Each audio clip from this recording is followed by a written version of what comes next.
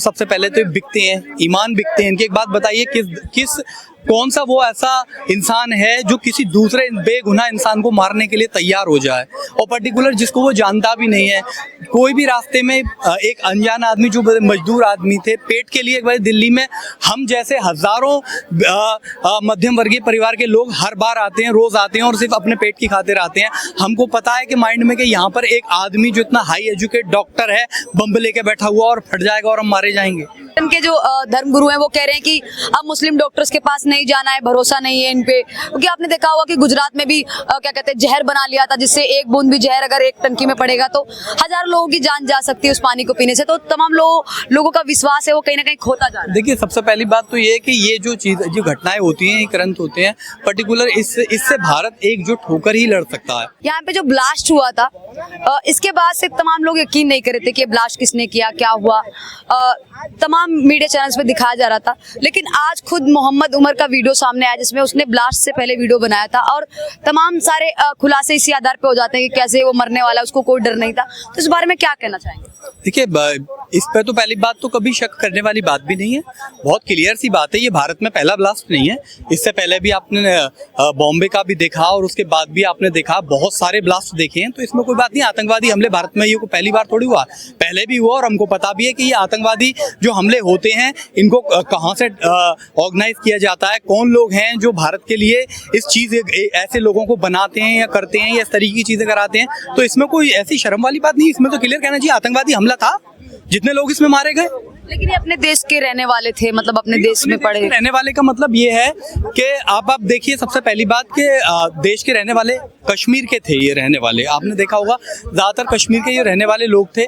इन लोगों को शुरू से ही जो आपने देखा होगा माइंड वॉशिंग करने वाले जो लोग, हाँ वो ब्रेन वॉश वाले जो लोग होते हैं, और पर्टिकुलर ये छोटे, आपने अगर उमर का इंटरव्यू भी देखा होगा आपको पता पड़ेगा वो कितना हाई एजुकेट पर्सन था, मामूली नहीं था। अब आप सोचिए कि इतना हाई एजुकेट पर्सन और ऐसे कथन में पढ़ने के बाद भी बोलते हैं एजुकेशन से माइंड खुलता है, और वो भी आदमी।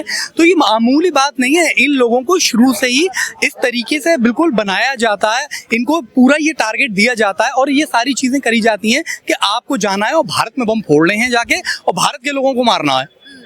और ये कोई नई बात थोड़ी, और हमको पता भी है सारे टेररिस्ट आते कहाँ से, खुली सी बात है पाकिस्तान से तो ये सारी चीजें टारगेट किया जाता है, कोई ये थोड़ी नहीं है। और आज नहीं, और उसके बाद भी तो हमें तो हमेशा ही इन सारी चीजों के लिए बहुत चौबंद रहना चाहिए। बिल्कुल एक चीज के लिए कभी ये नहीं सोचना चाहिए कि उसने अब कर दिया तो फिर नहीं करेगा, फिर करेगा। अच्छा, एक चीज और ये सवाल खड़ा होता है कि अपने देश में तमाम लोग बोलने से घबरा रहे हैं। आप तो मोहसिन खुल के बोल भी रहे हैं, खुल के विरोध भी कर रहे हैं, बहुत सारे लोग घबरा रहे हैं बोलने से, किस पे बोलेंगे तो विवाद हो जाएगा, फंस जाएंगे। तो खुल के नाम लेने में भी, जैसे मोहम्मद उमर है उसका खुल के नाम लेने में भी बहुत सारे लोगों को दिक्कत हो रही है।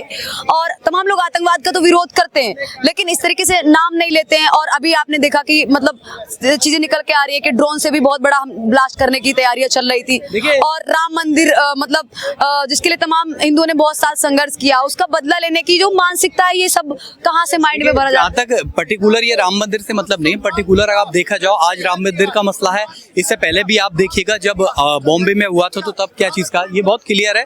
दूसरी बात, वो लोग मुसलमान थे, बहुत क्लियर सी बात है, उमर मुसलमान था और बाकी जितने भी लोग मुसलमान थे। आज एक लड़की जो पकड़ी गई है उसका नाम प्रियंका शर्मा, वो क्या था, प्रियंका शर्मा नाम था, डॉक्टर मुजम्मिल की साथ की थी और उसको छोड़ भी दिया गया जो अस्पताल। हाँ, वो जो भी था वो भी थी, तो ये बहुत क्लियर है। दूसरी बात, ये लोग आते कहाँ से, इसमें कोई करने वाली बात थोड़ी नहीं है।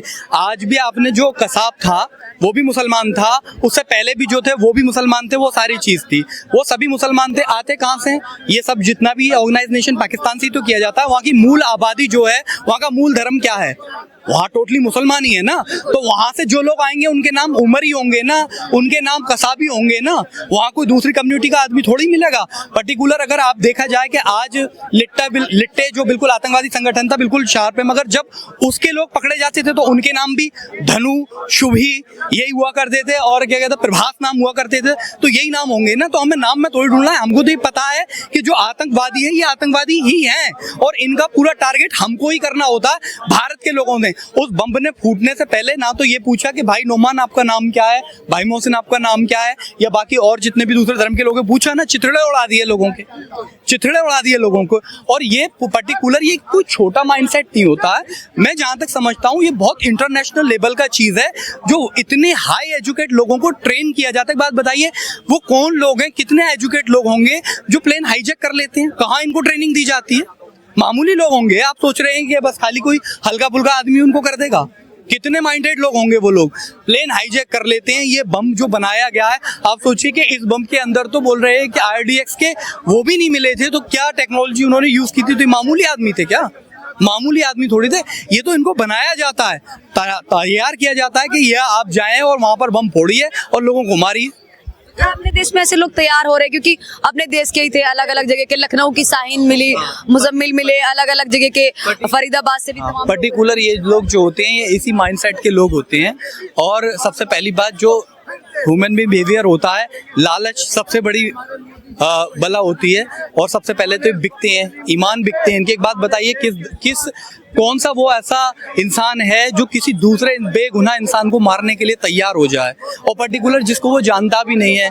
कोई भी रास्ते में एक अनजान आदमी जो मजदूर आदमी थे, पेट के लिए, एक बार दिल्ली में हम जैसे हजारों मध्यम वर्गीय परिवार के लोग हर बार आते हैं, रोज आते हैं और सिर्फ अपने पेट की खातिर आते हैं। हमको पता है कि माइंड में कि यहाँ पर एक आदमी जो इतना हाई एजुकेट डॉक्टर है, बम लेके बैठा हुआ और फट जाएगा और हम मारे जाएंगे। ये सोचने की भी बात है। और दूसरी बात ये है कि हमेशा इन चीज़ों पर कभी भी बहुत सख्ती और बहुत पैनी नज़र रखनी चाहिए, वो डॉक्टर हो या वो कोई भी हो, कोई भी आदमी हो, ये क्लियर हो जाएगा। और ये कभी नहीं सोचना चाहिए कि डॉक्टर नहीं होगा। किसने आपने बोला है? मैंने तो पर्टिकुलर जितने भी आतंकवादी देखे, बड़े हाई एजुकेट देखे हैं, हमेशा ही देखे गए हैं।